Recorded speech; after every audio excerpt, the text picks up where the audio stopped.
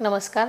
माजी मुख्यमंत्री स्वर्गीय सुधाकरराव नाईक यांनी पाणी अडवा पाणी जिरवाचा संदेश देत राज्यात जलसंधारणाची मोठी चळवळ उभी केली।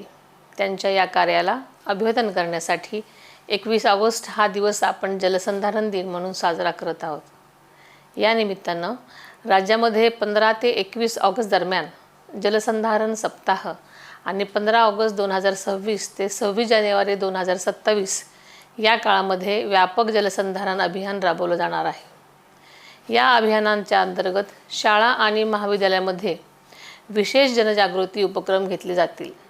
21 ऑगस्ट रोजी प्रत्येक जिल्ह्यात 3 किलोमीटरची महावॉकॅथॉन वॉक फॉर वॉटर आयोजित केलेली आहे।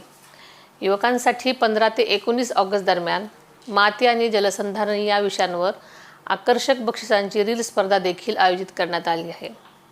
माती आणि पाणी ही केवळ निसर्गाची संपत्ती नसून आपल्या पुढच्या पिढीचं भविष्य आहे।